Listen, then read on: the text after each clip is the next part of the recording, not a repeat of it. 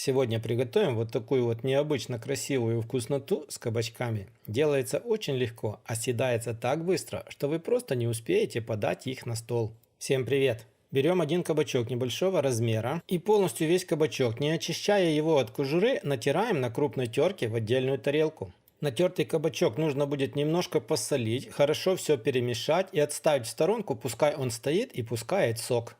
В отдельную большую миску берем одну морковку и на той же крупной терке натираем сюда морковку. Еще нам понадобится 2 картофелины, их тоже нужно будет натереть на крупной терке в ту же миску, что вы натирали морковку. Ну и после того, как вы натерли всю картошку, берем кабачки, отжимаем из них полностью весь сок и тоже отправляем в общую глубокую тарелку. Кто-то из вас скажет, что я удаляю из кабачков полностью все полезное, что у них есть. Но я вам скажу, что жидкость лишняя нам в этом блюде совсем не нужна. Еще берем небольшой пучок зелени, в моем случае это петрушка, и ее нужно будет хорошо измельчить. Ну а измельченную петрушку отправляем в общую тарелку. Далее в эту общую тарелку нужно будет добавить 3 столовые ложки манки.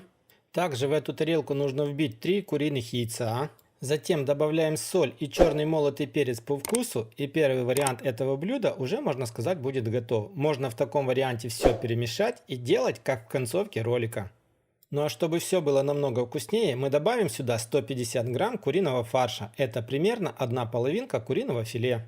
Ну а дальше, друзья, не стесняемся и просто руками нужно очень хорошо все перемешать, так чтобы все продукты, которые у вас есть в тарелке, хорошо перемешались. И у вас получится очень вкусный, очень красивый, необычный кабачковый фарш для котлет. Да-да, в этом фарше основную скрипку будут играть кабачки.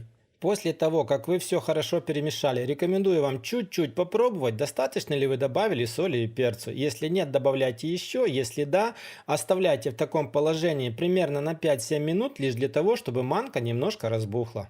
Устанавливаем сковородку на плиту, добавляем небольшое количество подсолнечного масла, дадим ему хорошо раскалиться.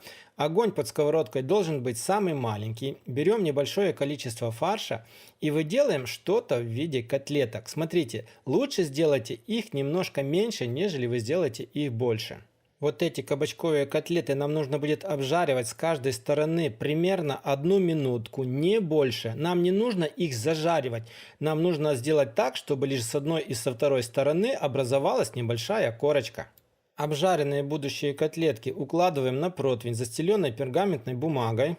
Таким вот образом нужно будет обжарить все котлеты, которые вы заготовили. После этого противень отправляем в разогретую духовку до 190-200 градусов на 35-40 минут. Через 40 минут получается вот такая вот красота. Котлеты у вас как будто бы немножко раздуются. Подавать такие котлеты нужно, пока они еще теплые. Таким образом они будут более вкусные. Делаем для них еще сметано-чесночный соус. И я вас уверяю, одной порции вам будет мало. Получаются вот такие вот необычные внутри. Мясо здесь не чувствуется, но, как я сказал, первую скрипку здесь играют кабачки. Пробуйте приготовить, и я уверен, вам понравится. Без преувеличения, этот рецепт станет одним из ваших любимых рецептов. Ну что ж, на этом у меня на сегодня все. Если вам понравился такой вариант необычных кабачковых котлет, обязательно поделитесь им с друзьями, поставьте лайк, оставляйте свое мнение в комментариях по этому рецепту. Ну а мы с вами встретимся, как всегда, в новых видео на канале Аппетитная кухня. Всем пока, всем до скорых встреч! Также не забудьте посмотреть один из прошлых роликов.